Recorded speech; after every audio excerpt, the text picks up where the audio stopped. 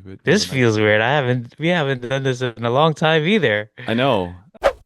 Welcome back, everyone. We are looking back at this past week's Sunday readings and looking ahead to next Sunday's readings. We know that most people attending Mass don't look ahead to the readings they'll be hearing. So I hope you'll find our little show fun and useful, especially if you're looking to connect more to the Bible readings during Mass. My name is Vincent and my buddy's name is Roy. We've been friends since childhood, and we both volunteer at different churches as lectors, or the guys who read at Mass.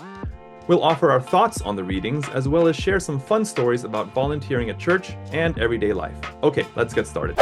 Okay, we are back. Happy New Year. Happy 2026. What's new? What's going on? I got a lot to catch up on, but what do you got? Yes, well, Happy New Year, my friend, and Happy New Year for everybody watching. Well, we're back from our Roman holiday. That's kind of why we haven't been doing this podcast in a while. It was super amazing, very awe-inspiring, and just crazy how huge the Vatican was. Yeah. I wasn't expecting that. Like just the back of St. Peter, where the floating chair is. Oh, the main sanctuary where the altar is. The main sanctuary, yeah. That alone is like the size of a small church. It's the size of like a medium church. Yeah. We went to all the four major basilicas, but unfortunately only St. Peter was the only holy door that was open. But we made it. We actually went through it like 3 times. And it felt over there was like a church on every block. It's kind of like Las Vegas and Honolulu with the ABC store. Just one on every block. And you turn around, oh, it's a church. And just going into all these churches, just every church was like a museum. All the art was like amazing. Even the music of the mass that we attended to, it was like one of the Sunday best of a church here. But that was just like a normal mass. Yeah, nice. It was gorgeous. We attended my first Vesper. We actually went to Mass at the Pantheon. Nice. I didn't realize that the Pantheon was a church. Yeah. St. Mary of the Martyrs, if I'm not mistaken. Hey, what was your favorite, by the way? What was your favorite church? I like St. Paul outside the walls. It didn't feel very much visited, but because of that, it seemed pristine. But one of the big highlights for me was actually going to the papal audience. I was like 10 feet away from like the Pope. It was like crazy. That's cool. I was like, he rode in his little car. I'm like, dude, I could like Pope-mobile. touch him. Yeah. Yeah. So, and that was just the Catholic side of the trip. We went to the Colosseum, like multiple museums. We actually had a day trip in Florence. We actually experienced the New Year on one of the bridges, all the fireworks, like, and finally the food, like, oh my gosh, it's their simple pizza, boom, like, oh my goodness, like, exactly. Speaking of food, we also had like a class of making fresh pasta at some dude's apartment. He showed us how to make freshly made pasta. I didn't realize it was just eggs and flour, and you just knead it, crank the wheel. Yeah, there you go, got fresh pasta. Nice. Since then, we bought a pasta maker, and Lorraine has made like 3 batches of pasta. That's awesome. So how was your New Year? Yeah, we had some really good quality family time in LA. It was basically the 3 of us plus my parents in the rental SUV, which we nicknamed the Canyonero. I think I sent you a picture of it. I saw that picture. So I rented a minivan, but they didn't have any. They gave me a full-sized SUV plus a discount. During our vacation, we got to walk through Air Force One at the Reagan. Yeah, it was pretty cool, at the Reagan Library and Museum down in Simi Valley. We saw my cousins. We had a nice dinner at a Filipino restaurant, and their extended families. Like one of my cousins got married, and the other cousin just got engaged. My boy did some karaoke because he wanted to do some karaoke at the restaurant. So I said, oh, okay. So he did it, and then I did it, and then my wife was like, oh, I like this next song, because it was like on autoplay, and like, oh, so she's saying that song. And then my cousin's soon-to-be father-in-law, he's like, oh, I want to get in on this action too. So he went up and he sang a song. The trendsetter, dude. So you get everyone up there. So we had mass at the LA Cathedral, which also had designated holy doors for the Jubilee year. So we walked through that as well. Oh, yeah. The LA church was I felt like it almost felt like the Catholic mega church. It was yeah. But it was well attended. The Archbishop was there and everything, so it was cool. See, on the way back, we had an amazing steak dinner in Santa Maria, like kind of halfway between here and LA. Then we stayed at a haunted, historic, many say haunted Santa Maria Inn. After vacation, always planning on the next vacation, right? You're always thinking about what the next one's going to be. All right, so let's look ahead. We're already in the third Sunday of Ordinary Time. So in the first reading, Isaiah transitions us from gloom and judgment to a future of restoration and joy. Again, he brings up a people walking in darkness have seen a great light. And this is the end of their oppression and the start of this divine favor that they're experiencing. This results in a celebration comparable to the joy of a bountiful harvest. The responsorial is Psalm 27, "The Lord is my light and my salvation." And in the second reading, St. Paul urges the Corinthians and the believers there to move past internal divisions and rivalries centered around specific leaders. So he reminds them that their primary identity is in Christ rather than all these other human teachers. Ultimately, St. Paul is prioritizing the message of the gospel over human eloquence, and I kind of want to reflect on that a little bit later. And finally, in the Gospel of Matthew, Jesus settles into Capernaum and begins his ministry by preaching repentance, just like St. John after he was arrested. And he calls his first disciples here. He calls Peter and Andrew to become fishers of men. And he continues his travels throughout Galilee, healing the sick and proclaiming the kingdom of heaven. So that's what we have on tap for this Sunday.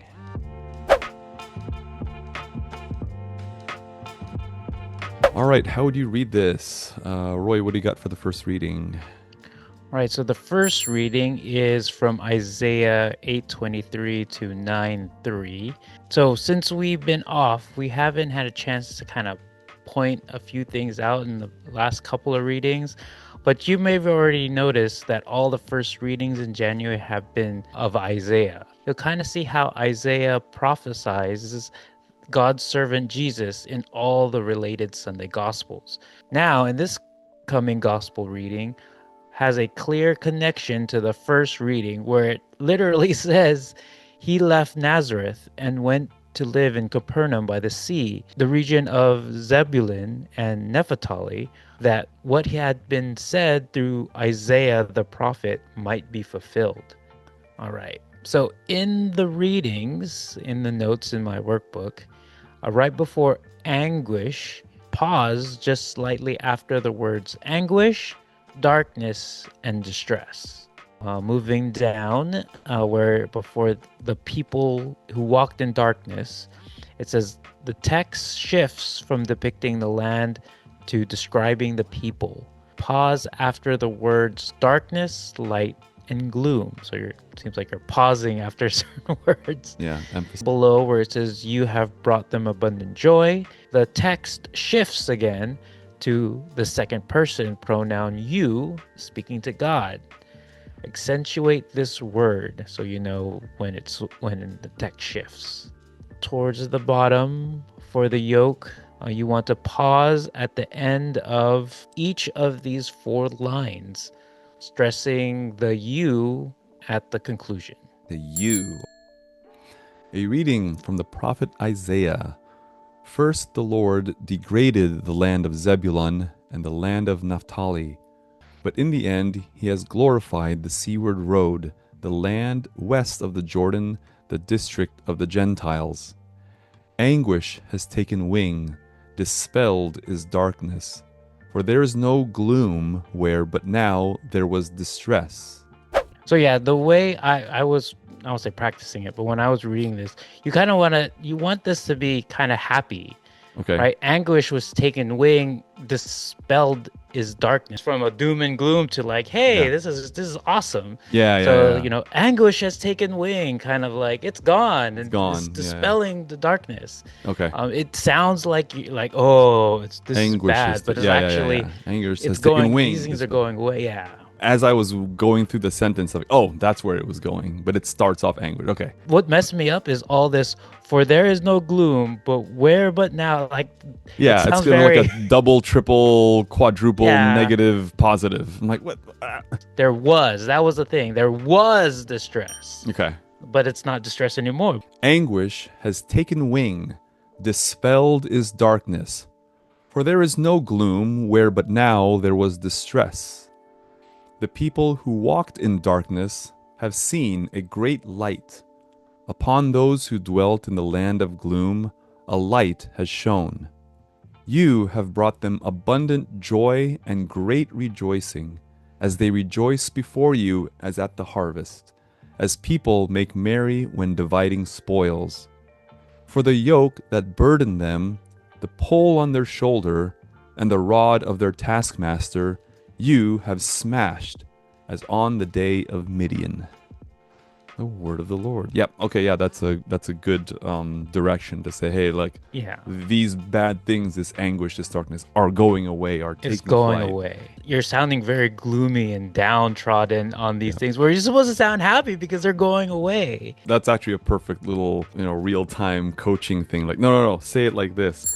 All right. The second reading, as for context here, as we have mentioned before, Corinth was a very diverse city, and trying to get everyone together and believing in true Christianity was like trying to catch a school of fish without a net. Now, as the discipleship grows, Paul tries to explain to the diverse Corinthians that we should not be divided by which disciple we like better, but whom they all follow, namely Jesus. In the notes, just before that all of you agree in what you say, Paul tackles disagreement here, division, competition, and even exclusivism in this short reading. Surrounding these, he starts and ends with Jesus Christ.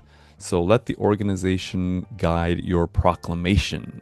Down just before he says, I belong to Paul or I belong to Apollos, highlight the word I, because these are selfish statements of in-group members.